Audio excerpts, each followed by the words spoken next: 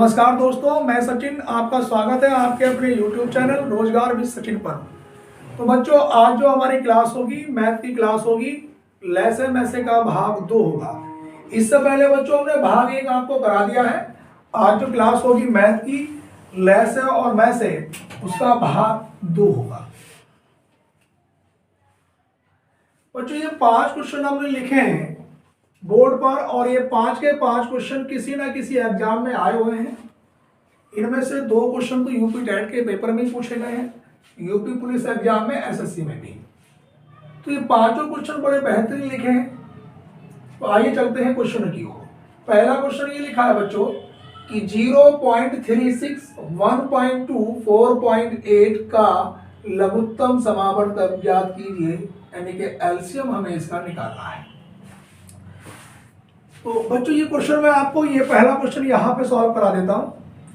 तो वो पहला क्वेश्चन मेरे पास लिखा है बच्चों कि 0.36, 1.2, 4.8, मुझे इसका एलसीएम निकालना है।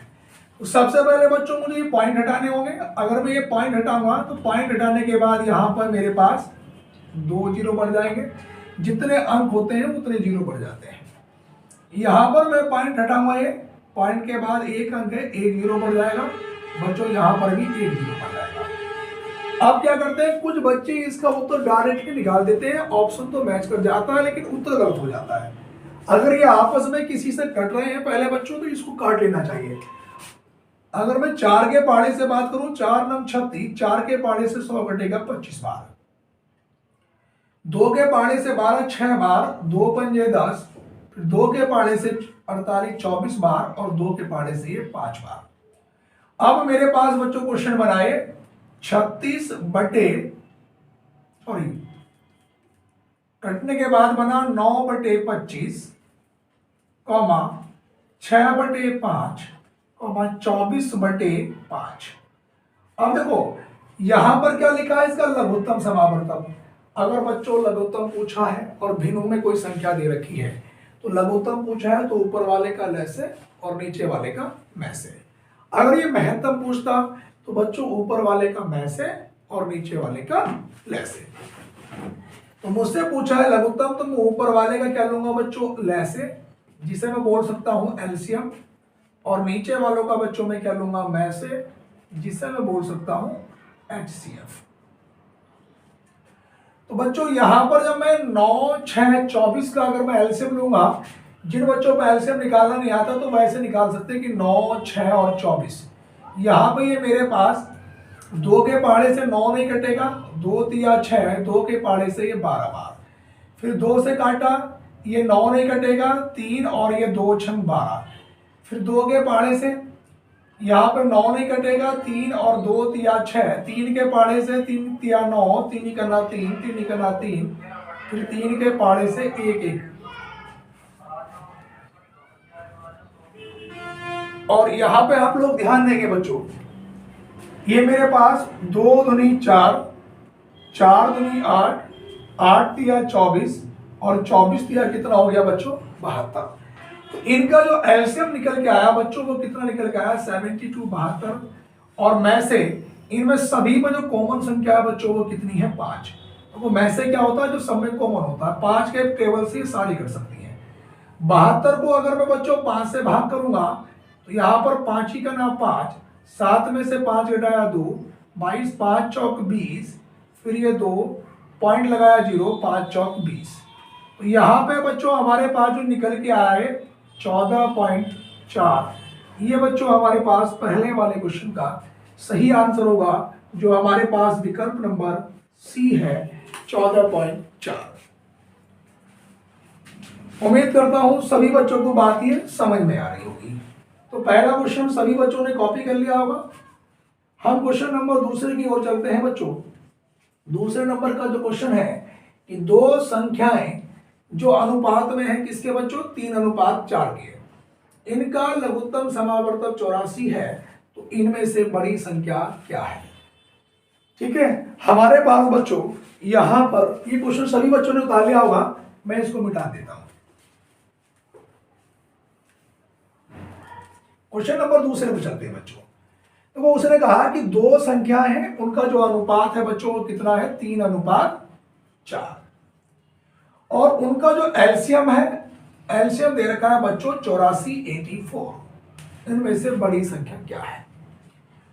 संख्याओं का गुणनफल ही लैसे होता है बच्चों। यहां पर अगर मैं 3 और 4 की गुणा करूंगा, 3 चौक 12, इस 12 यूनिट की वैल्यू कितने के बराबर होगी, 84 के। तो 1 यूनिट की वैल्यू किसके बराबर होगी, 12 सत्ते 84। तो वो 3 चौक 12, इस 12 यूनिट की वैल्यू 84 के बराबर, तो 1 यूनिट की वैल्यू बच्चों कितने के बराबर होगी, 7 के। हमसे पूछा कि इनमें बड़ी संख्या क्या है, जो बड़ा वाला अनुपात होगा वो बड़ी संख्या होगी। तो बच्चों अगर मैं बड़ी संख्या की बात करूंगा तो यहाँ पे मेरे पास जब 1 यूनिट की वैल्यू 7 है तो 4 की कितनी होगी, 4 गुणा 7, 7 चौक 28। तो बच्चों दूसरे नंबर का जो क्वेश्चन है इसका हमारे पास जो आंसर होगा बच्चों वो कितना होगा, 28, ऑप्शन नंबर सी इसका भी। उम्मीद करता हूं सभी बच्चों की समझ में आ रही होगी बात। और यूपी पुलिस कांस्टेबल की भी भर्ती बहुत जल्द आने वाली है, उसके लिए तो बड़ा इंपॉर्टेंट है, यूजफुल है। यहाँ पे बच्चों क्वेश्चन नंबर 3 की ओर हम लोग चलते हैं। मैं उम्मीद करता हूं क्वेश्चन नंबर पहला और दूसरा सभी बच्चों की समझ आया होगा और बहुत ही बेहतरीन सॉलिड तरीके से आपको समझाया जा रहा है। क्वेश्चन नंबर 3, 10,000 के समीपतम, समीपतम का मतलब होता है बच्चों आसपास, बिल्कुल एकदम निकटता। 10,000 के समीपतम कौन सी संख्या है जो 3, 4, 5, 6, 7, 8 में से प्रति एक से पूर्णतया विभक्त हो। ऐसे क्वेश्चन को करने के हमेशा दो तरीके होते हैं। एक तो बच्चों आप ऑप्शन से कर सकते हैं। अब देखो ये क्वेश्चन मैं ऑप्शन से कैसे करूंगा, आप लोग सभी विद्यार्थी देखते रहे।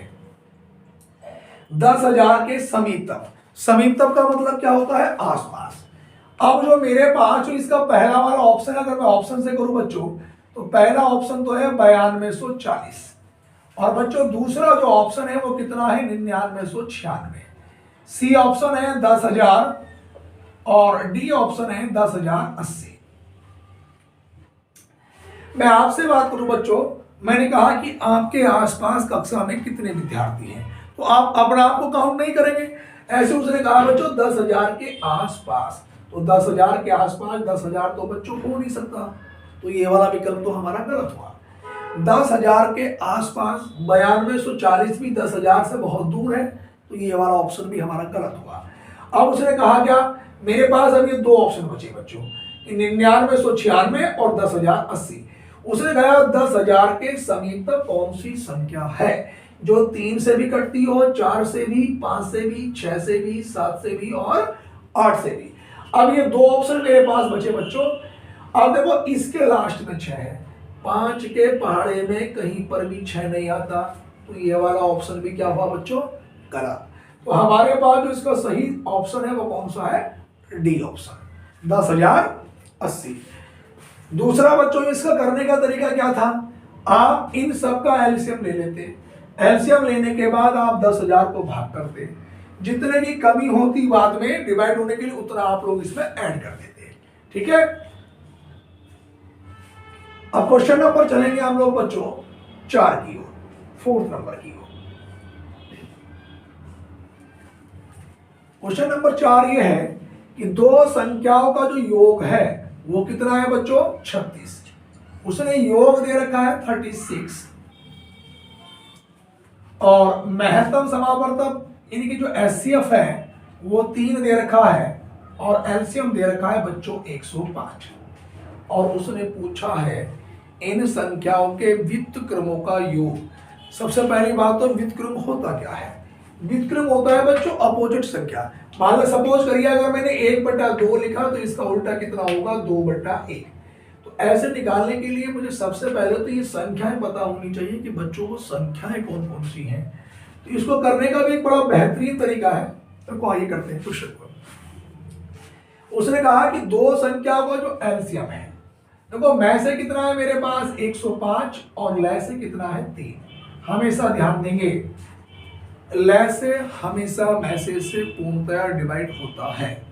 अगर आप लय से को कभी भी मैसे से भाग करेंगे तो संख्या पूरी पूरी कट जाएगी, वहां से संख्याओं का बच्चों हमें अनुपात निकल के आ जाएगा। क्या निकल के आ जाएगा, अनुपात।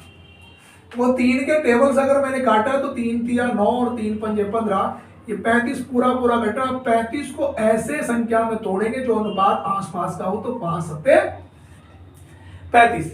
अब मेरे पास सवाल ये बन गया कि दो संख्याओं का योग 36 है, में से 3 है, लय से 105 है, उनका अनुपात 5:7 है। तो संख्याएं तो मैं बड़े आराम से निकाल सकता हूं। देखो जो ये में से होता है, ये में से ये सभी में क्या होता है, कॉमन होता है। ये होता है A इंटरसेक्शन B, जो A के अंदर भी मौजूद होता है और B के अंदर भी। भाई अगर ये संख्या रही होंगी बेटा दोनों ये 5:7, तो इन दोनों संख्याओं का में से ही तो 3 होगा। तो इसका मतलब ये 3 इसके अंदर भी मौजूद है, 3 की गुणा यहां भी कर दो, 3 पंजे 15, 3 इसके अंदर भी मौजूद है, 3 सत्ते 21। अगर वो केवल बच्चों मेरे से ये पूछता कि संख्याएं क्या है, तो संख्याएं निकल के आ जाता 15 और 21। 15 और 21 का अगर मैं टोटल करूंगा सम, तो कितना आएगा 36। लेकिन उसने संख्याएं नहीं पूछी, उसने पूछा है इन संख्याओं के व्युत्क्रमों का योगफल कितना होगा।